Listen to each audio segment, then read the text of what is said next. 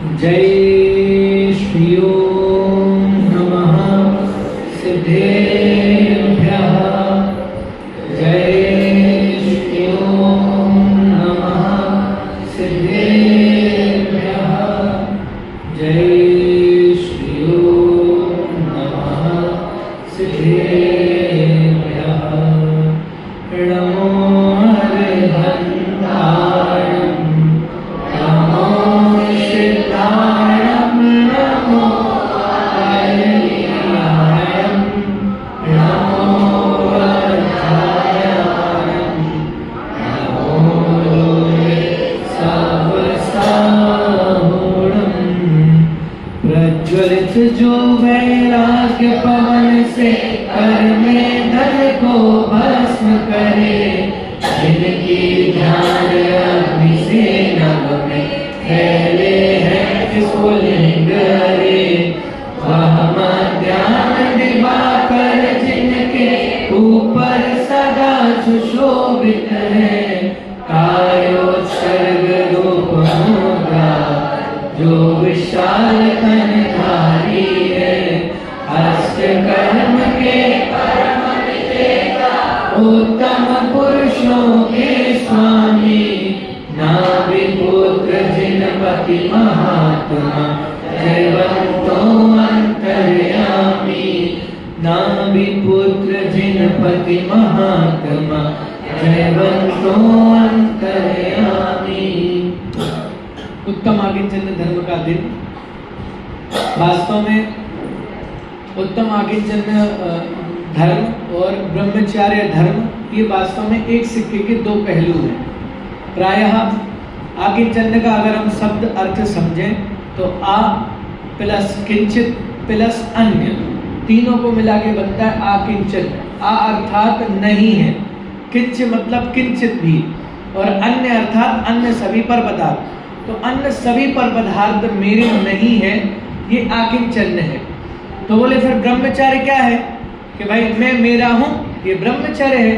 तो आकिंचन और ब्रह्मचारी एक ही सिक्के के दो पहलू हैं कि प्रायः जब हम नास्ति से कथन करते हैं तो उत्तम आकिंचन धर्म आता है, और अस्थि से कथन करते हैं तो उत्तम ब्रह्मचर्य धर्म आता है। तो इसलिए कहा आकिंचन जो होता है वो परिग्रह के अभाव में होता है।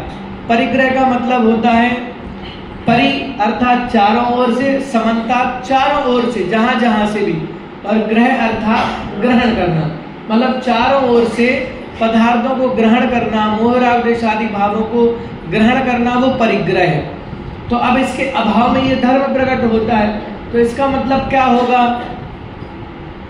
इसका मतलब क्या होगा? आकिंचन का मतलब कि चारों प्रकार से त्याग करना। त्याग करना नहीं है इसका मतलब। इसका अर्थ ये है कि अभी तक हम मान रहे थे, ग्रहण तो कभी तीन काल में किया नहीं था, लेकिन हम उनको अपना मान रहे थे।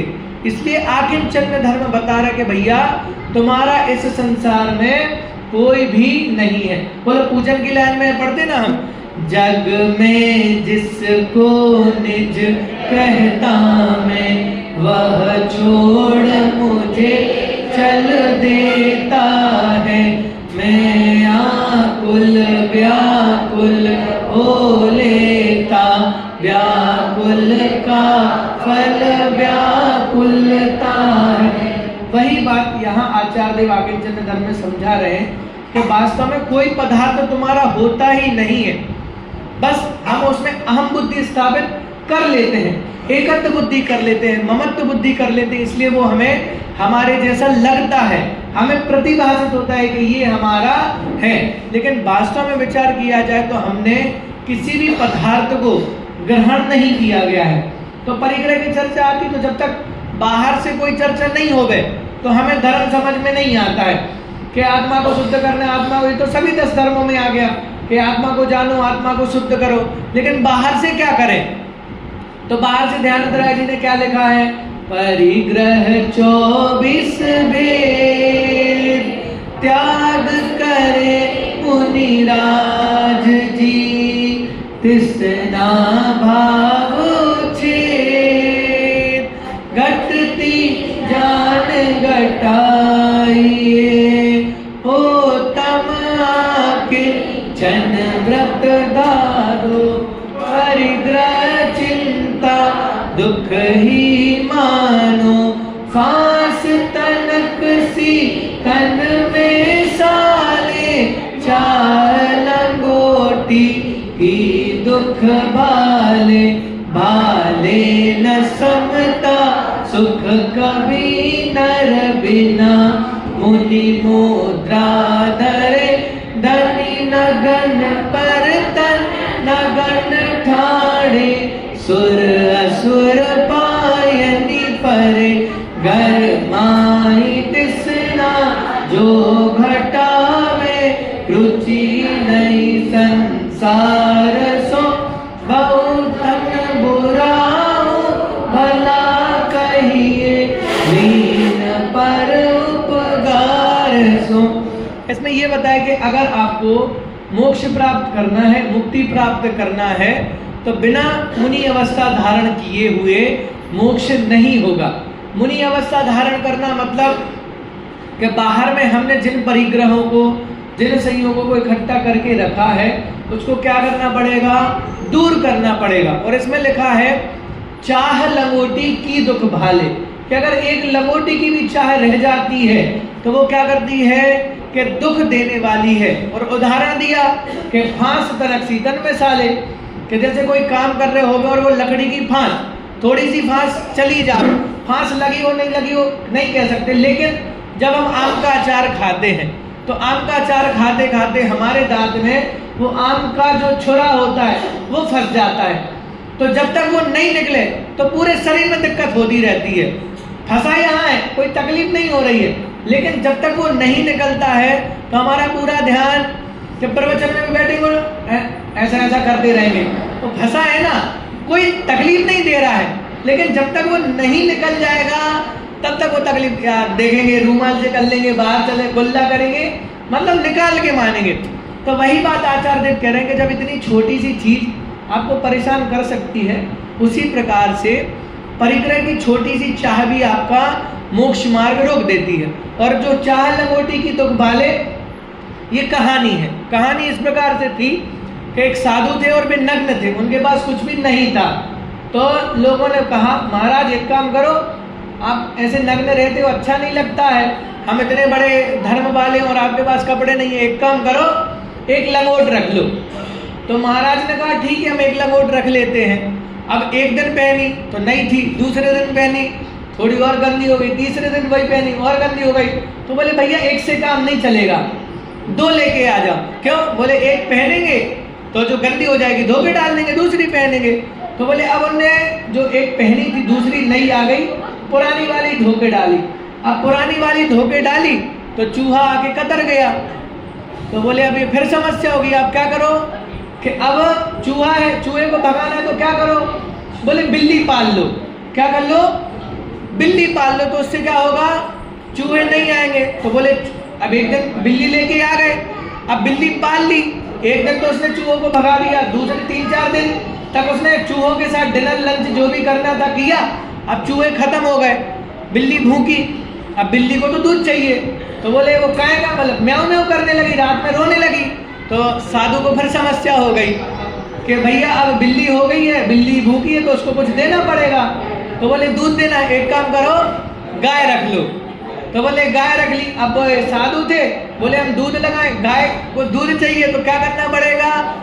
गाय को चारा भी खिलाना पड़ेगा। तो साधु से कहा महाराज एक काम करो, अपने पास जगह तो है ही, तुम खेती भी कर लो, तो जो चारा वारा निकलेगा वो गाय को खिला देना और जो अनाज होगा वो तुम्हारे काम में आ जाएगा। तो महाराज ये करना प्रारंभ कर दिया और वे खेती भी करने लगे। अब खेती करने लगे तो उनके पास समय नहीं बचा, क्योंकि वे सुबह से उठते थे, गाय का दूध निकालते थे, बिल्ली को पिलाते थे, फिर उसके बाद जितना समय बचता अपनी खेती बाड़ी करने में लग जाते, फिर जितना समय बचता उसको वो गाय को भोजन आदि करा, चारा वगैरह डालना पड़ता, समय नहीं बचा। तो फिर महाराज ने कहा भैया अब तो और समस्या हो गई, हमारे पास समय नहीं बच रहा है। तो बोले शादी कर लो। फिर शादी कर ली तो सत्यानाश हो गया। तो बोले ऐसे करते करते गृहस्थी बढ़ती गई।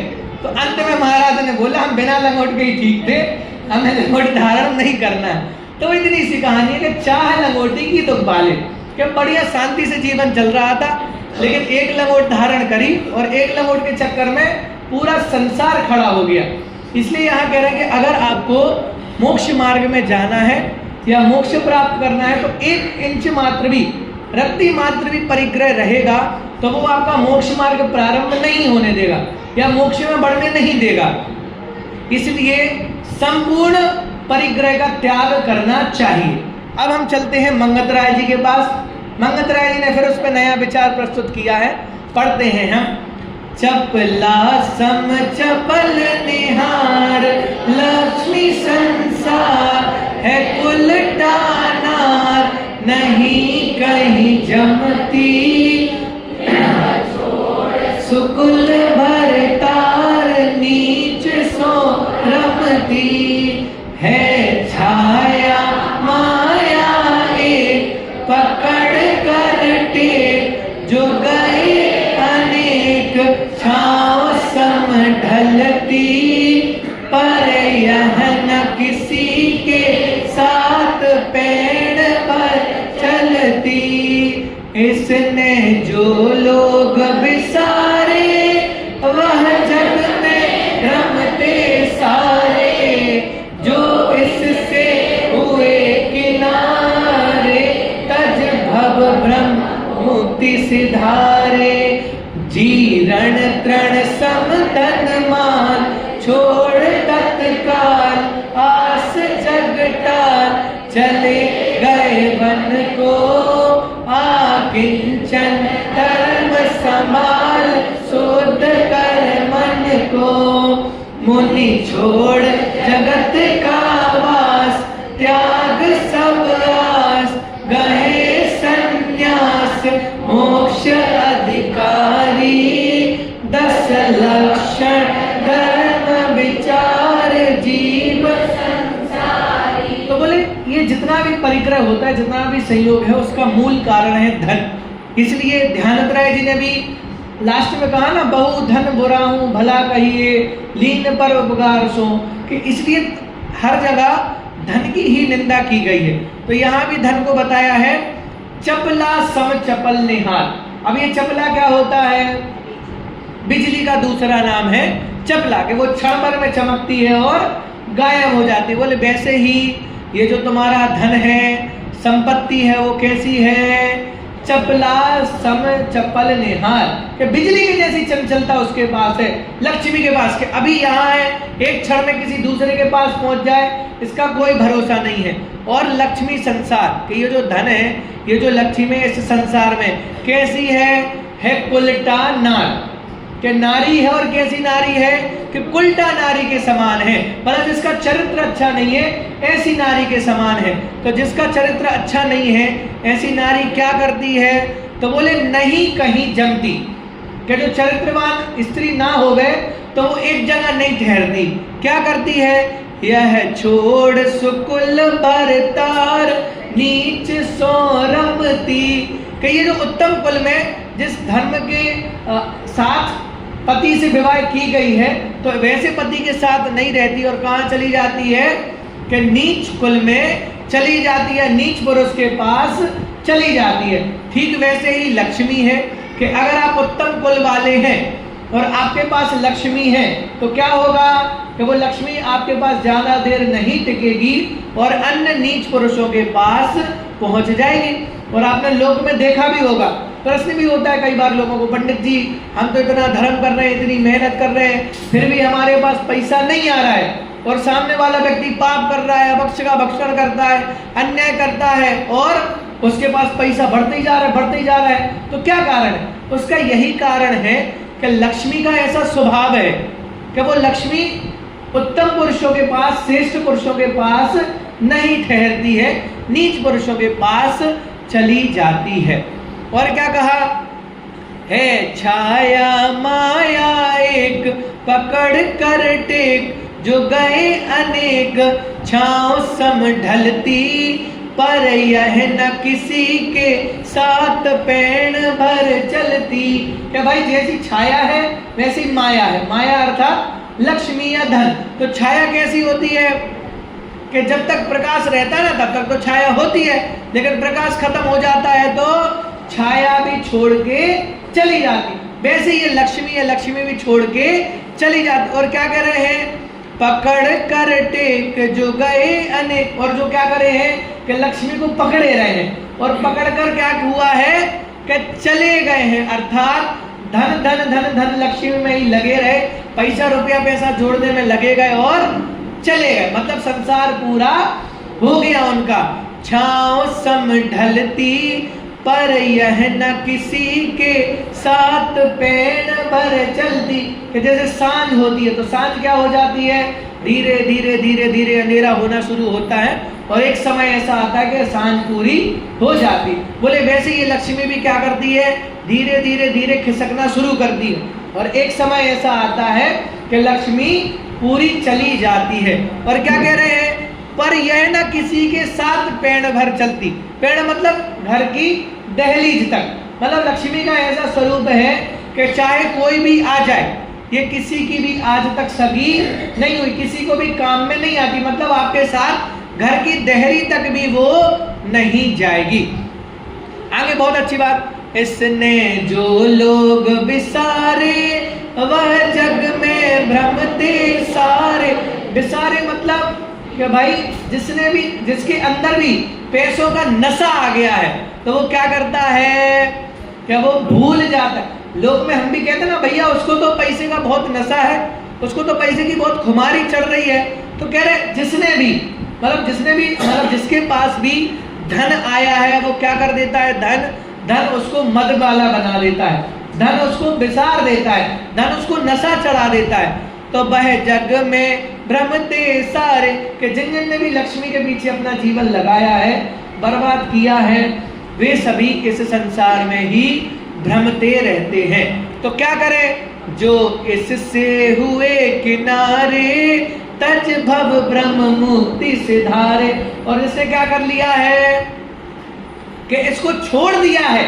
बद्रदत्त चक्रवर्ती का बैराग गाता है ना, क्या किया था, कभी दीक्षा लेने के लिए जा रहे थे, तो दीक्षा लेने के जा रहे थे तो पुत्र को बुलाया, और क्या बोला पुत्र से कि भैया ये राज्यपाठ ले लो, और हम क्या कर रहे हैं, दीक्षा लेने के लिए जा रहे हैं। तो पुत्र ने पूछा, महाराज पिताजी एक बात बताओ, ये राज्यपाठ अच्छा है कि बुरा है।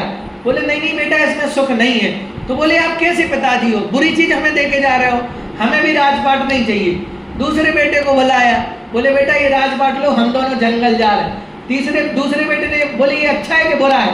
बोले बुरा है, हमें सुख नहीं लग रहा तब तुम, तो बोले फिर हमें क्यों दे रहे हो। इस प्रकार से चक्रवर्ती के साथ उनके सभी पुत्रों ने मना कर दिया, और आखिरी में क्या करना पड़ा कि रानी गर्भवती थी, तो रानी के गर्भ में ही टीका करके वे सारे बच्चे पिताजी के साथ जंगल में चले गए। तो बोले जिसने भी क्या किया है, इससे किनारा कर लिया है, इसको दूर रख दिया, वो ही क्या होता है, इस संसार से पार होता है। और क्या कहा आगे, जीर्ण तृण सम धन माल छोड़ तत्काल आस जग टाल चले गए बन को आकिंचन धर्म समाल शुद्ध कर मन को।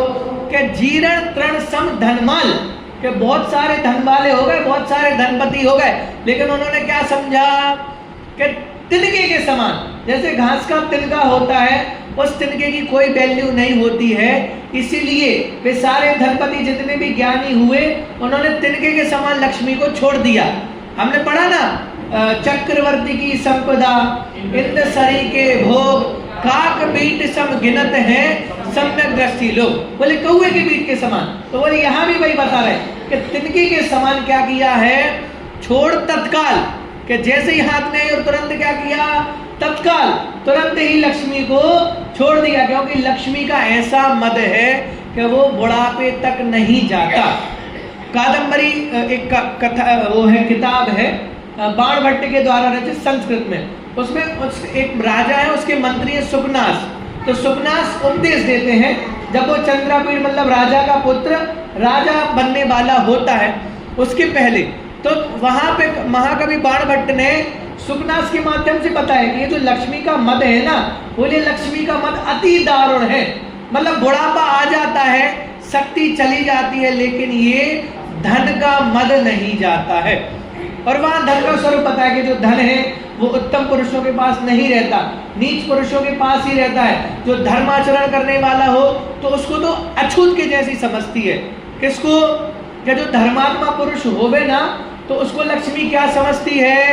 अछूत के समान समझती है। और जो ज्ञानी विद्वान होते हैं उनको ये लक्ष्मी सौतन के समान व्यवहार, क्योंकि सरस्वती है वो ज्ञान की देवी है और लक्ष्मी है वो पैसे की देवी है। तो जिनके पास सरस्वती है उनके पास धन नहीं होता, क्योंकि वो क्या करती है? विद्वान लोगों से ईर्ष्या करती है। कौन? लक्ष्मी। या पैसे का ऐसा स्वरूप ही है कि जिसके पास एक कुछ होगा, या तो आप धन कमा लीजिए या तो आप विद्या कमा लीजिए। तो यहाँ कह रहे हैं कि जीरण तृण सम धन माल, छोड़ तत्काल आस जगटाल। बहुत सारे धनपति हो गए हैं, बड़े बड़े सेठिया हो गए, बड़े बड़े राजा चक्रवर्ती तीर्थंकर आदि हो गए हैं। और क्या किया उन्होंने? कि तिनके के समान, लक्ष्मी को तिनके के समान समझा और 1 मिनट में ही छोड़ तत्काल, कि तुरंत छोड़ा। बोलो, इधर लाइट चली जाए और उत्ते बीच में सांप आ जाए, और जैसे तुम्हारे हाथ में सांप आएगा तो क्या करोगे? माला फेरोगे, मेरे हाथ में सांप आ गया, सांप आ गया। क्या दूसरे को बताओगे, भैया देखो सांप आ गया, सांप। क्या करोगे? बोले भैया तुरंत, जैसे ही पता चला ना कि ये सांप है तुरंत छूट जाएगा। तो वैसे ही उनको पता चला कि ये जो लक्ष्मी है वो दुख देने वाली है, परिग्रह है, दुख देने वाला है। इसलिए उन्होंने भी क्या किया? तत्काल बटन दबाया और लक्ष्मी को छोड़ के कहाँ चले गए? क्या वे आस जगटाल चले गए बन को, मतलब नगर चौराहे में भी नहीं रुके, जंगल चले गए कि भैया कम से कम जंगल में रहेंगे तो शांत चित्त होके तो रहेंगे। अगर पास में रहते फिर कभी मम्मी आती, कभी पापा आते, कभी भैया बहन आते, साधन ही नहीं कर पाते। इसलिए वे कहाँ चले गए? कि जंगल में ही चले गए। जंगल में इसलिए बार बार तो आओगे भी नहीं है। तो कह रहे चले गए बन को आकिंचन धर्म संभाल शुद्ध कर मन को। और इसलिए उन्होंने क्या किया कि आकिंचन धर्म को मन शुद्ध करके संभाला। क्योंकि 2 प्रकार के परिग्रह, अंतरंग परिग्रह और बहिरंग परिग्रह। तो दोनों प्रकार के परिग्रहों का त्याग करने पर ही आकिंचन धर्म प्रकट होता है। और आगे क्या कहा?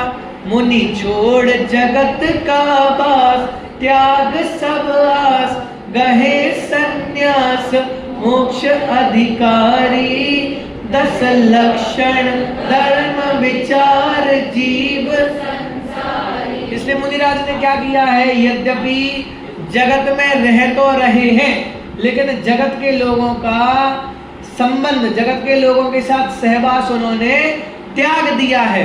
और क्या किया है? त्याग सब आस। अब किसी भी प्रकार की उनको आशा भी नहीं है, आशा का भी त्याग कर दिया है। और क्या किया उसके बाद? गहे संन्यास, के अर्थात संन्यास ग्रहण कर लिया है। और जब संन्यास ग्रहण कर लिया तो वे कौन हो गए हैं? कि मोक्ष के अधिकारी हो गए। इसलिए क्या करना चाहिए?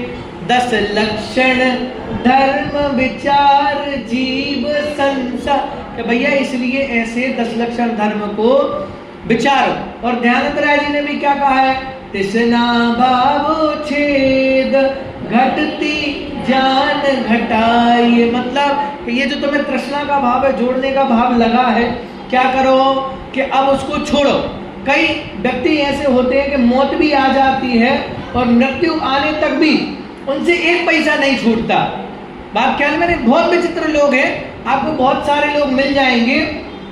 वे लोग धन्य हैं जो अपने धन का सदुपयोग करते हैं, धर्म के प्रचार में लगाते हैं। लेकिन बहुत सारे लोग ऐसे मृत्यु भी आने पर उनसे 1 पैसा भी नहीं छूटता है। एक कहानी है, अन्य संप्रदाय की कहानी है, तो उसके माध्यम से बताया है कि मृत्यु भी आ जाए तब भी अगर व्यक्ति से धन नहीं छोड़ना होवे ना तो वो धन नहीं छोड़ता है। कैसे नहीं छोड़ता है?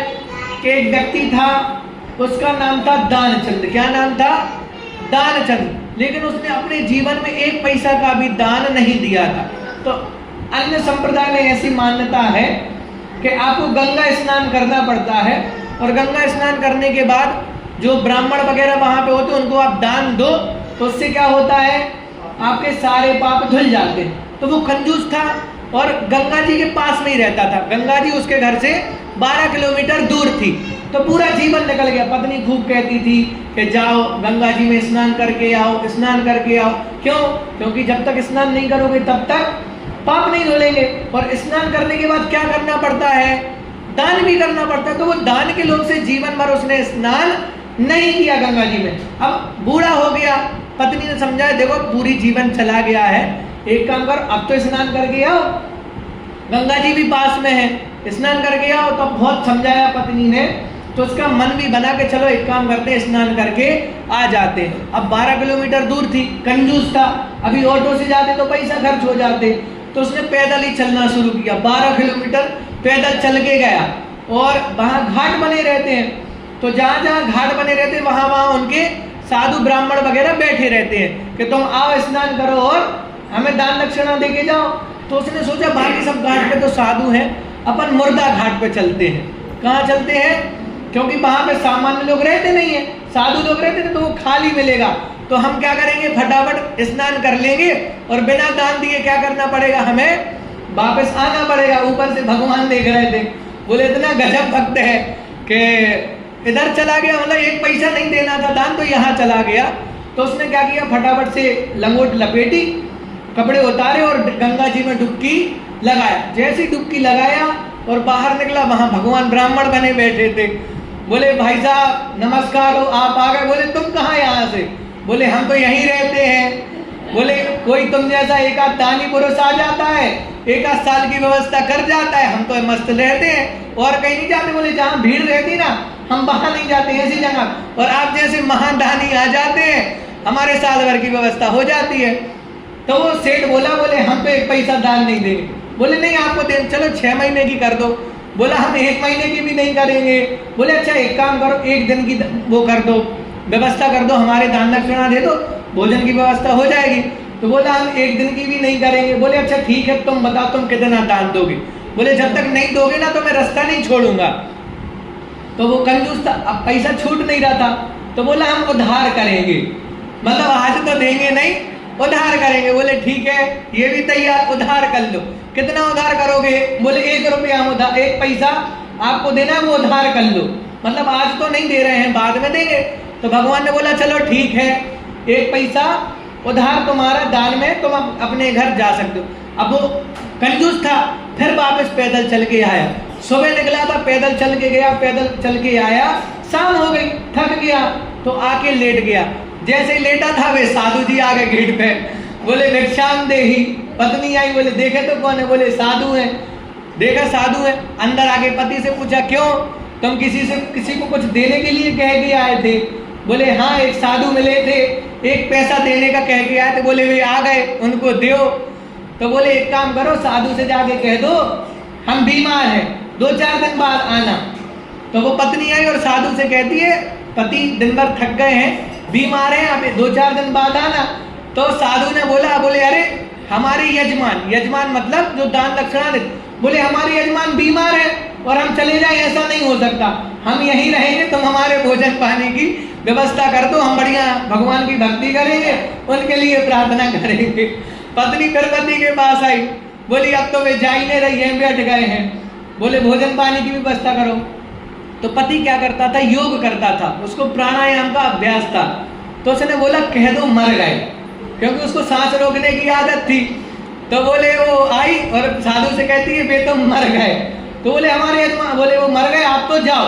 बोले हमारे यजमान मर गए और हम अंतिम संस्कार नहीं करें, ऐसा नहीं हो सकता है। बोले अब तुम कहाँ कहाँ भागोगी, तुम मत भागो, मैं पूरे गांव में बोल के आ जाता हूँ। इतने में वो और तेज रोने लगे, मरा था नहीं, लेकिन सेठ भी इतना ढीठ था कि वो सांस ही नहीं ले रहा था, सांस रोक के पड़ा हुआ है। अबे भगवान तो भगवान थे, उन्होंने फटाफट बटन दबाया, पूरे गांव में न्यूज फैल गई कि फलाना जो दानचंद आदमी था वो मर गया। अब सारे लोग आ गए, वो जिसको कहते हैं ठटरी अर्थी, तो वो अर्थी भी बन गई और अब सारे लोग इकट्ठे हो गए। अब खूब तेज रो गए और रो रो के बोले बे नहीं मरे। तो सारे लोग बोले बेटा कोई बात नहीं, ये तो तुम्हारा मोह है, जो आता है वो तो जाता ही है, मर गए। तो बोले नहीं नहीं मैं सही में नहीं मरे। तो बोले बेटा यहीं तक का तुम्हारा साथ था। ये भी ढीठ आदमी, सारे लोग आ गए, उठा के लेके आ गए और उसको अर्थी पे लिटाने लगे। वो और जोर जोर से रो रही, नहीं नहीं वे नहीं मरे। बोले बेटा जानने वाले को कोई नहीं रोक सकता। ये भी मुर्दा बन के पड़ा हुआ है। अब उसकी बढ़िया अर्थी बन गई है, ले जाने लगे और चिता पे उसको लिटा दिया गया। अब चिता पे लिटा दिया गया तो अंतिम संस्कार बाकी था।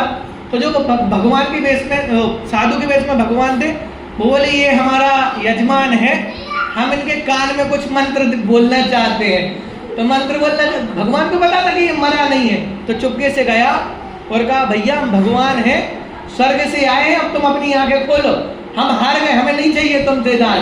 उसने एक आंखें खोल के देखा तो साधु ही था, जो कि तुम आंखें बंद कर ली।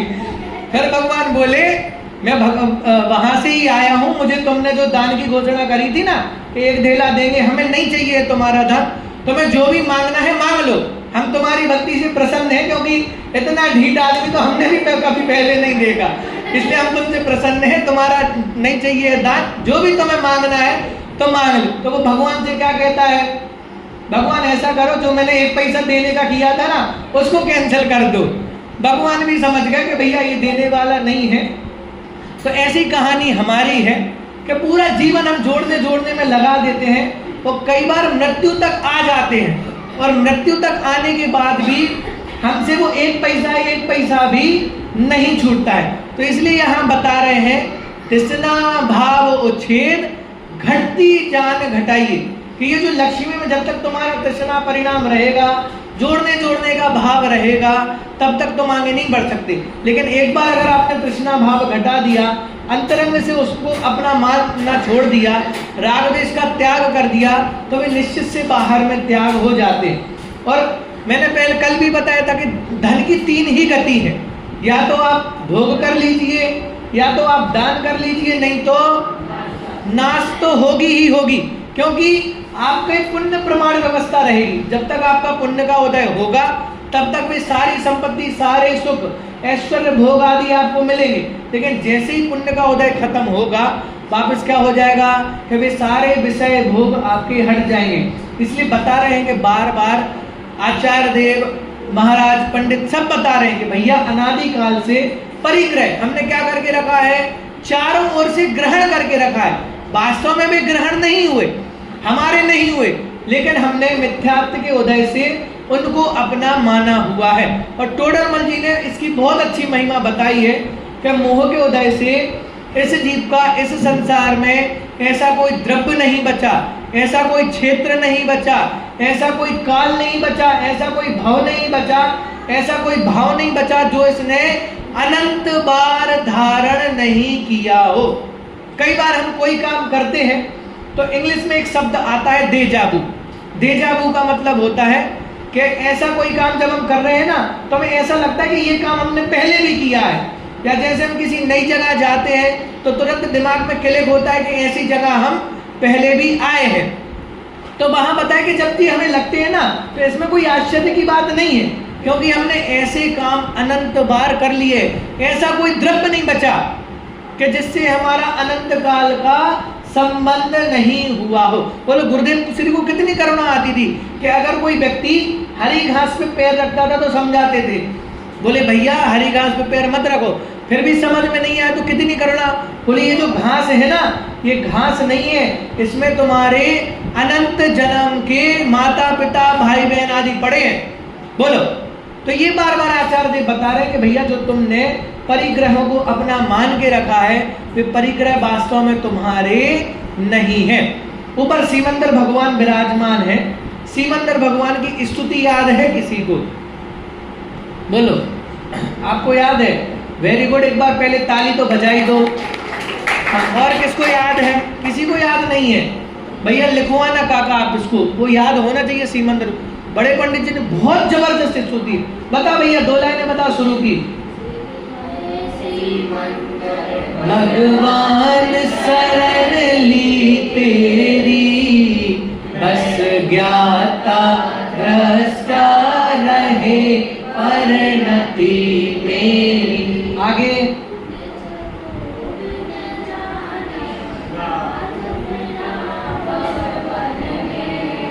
सुख की आशा से भटका उन विषयन में, ज्यों कफ में मक्खी बैठ पंख लिपटावे, त्यों तड़फ तड़फ दुख में ही प्राण गमावे, त्यों इन बिसियन में मिली दुखद भव फेरी, बस ज्ञाता ग्रस्ता रहे परिणति में।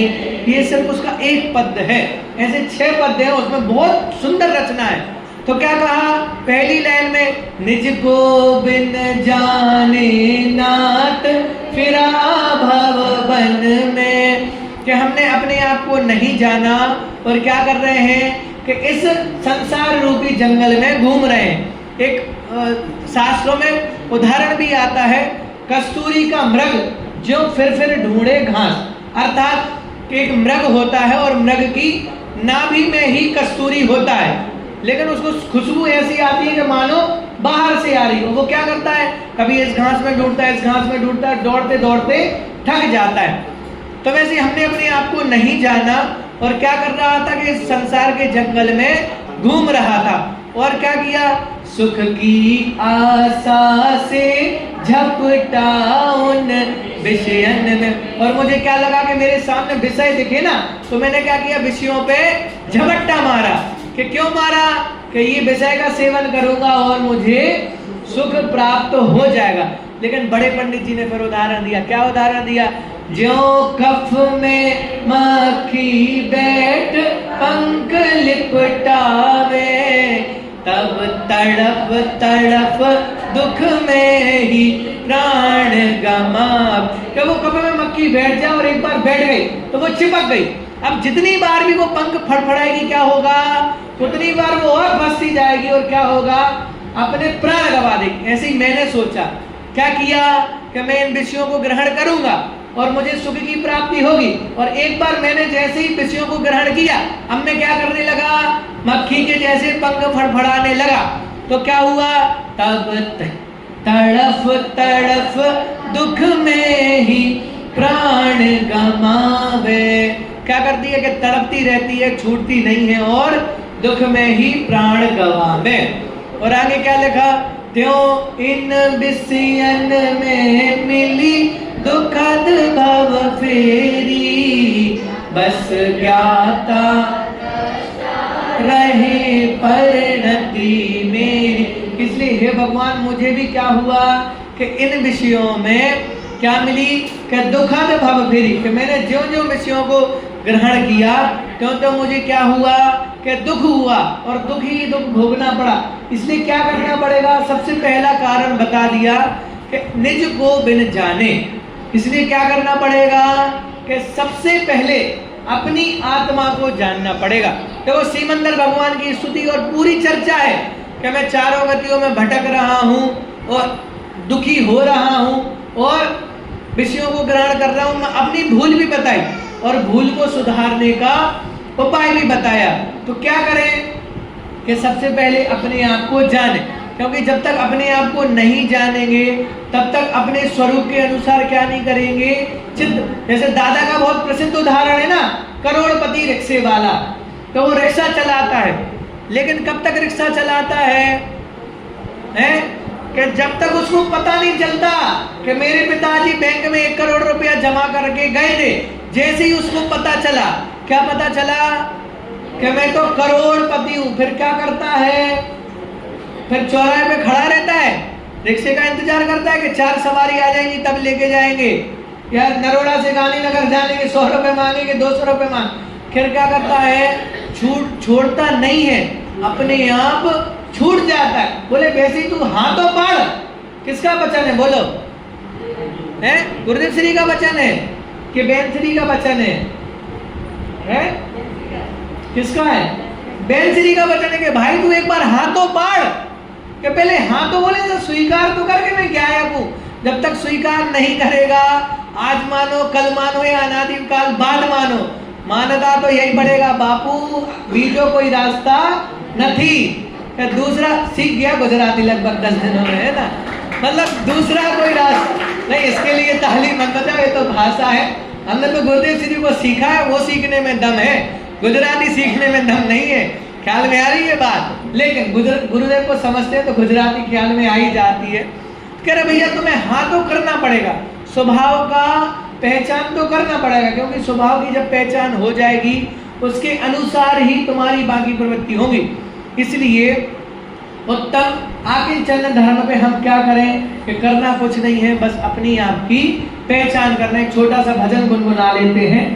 भूल कर अपना घर जाने कितनों के घर मुझको जाना पड़ा।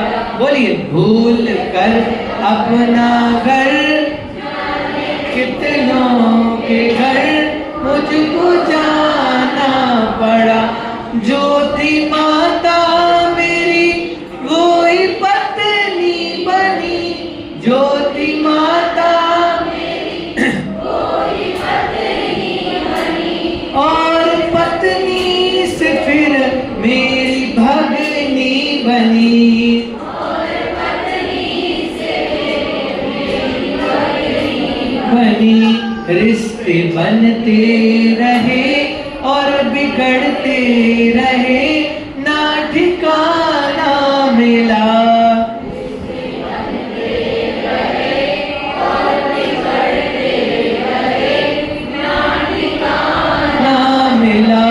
भूल कर अपना घर जाने कितनों के घर मुझको जाना पड़ा। भूल कर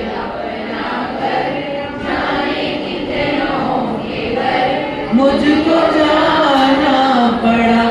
इस जहां की तो बदुएं अनेकों बरी, इस जहां की तो बदुएं अनेकों बरी। मुक्ति रानी ना अब तक मेरे मन बसी, मुक्ति रानी ना अब तक मेरे मन बसी। जिसने इसको बरा इस जमी की धरा, फिर ना आना पड़ा। जिसने इसको भरा इस जमी की धरा, फिर ना आना पड़ा। भूल कर अपना घर जाने कितनों के घर मुझको जाना पड़ा। वास्तव में हमने अपने आप को नहीं जाना है, इसलिए संसार में सुख खोज रहे हैं और संसार में भटक रहे हैं। तो आगे चलने का यही मतलब है कि इस संसार में तेरा कोई भी नहीं है, इसलिए तू अपने आप को जान। से चर्चा हम आगे करेंगे। ओम नमः।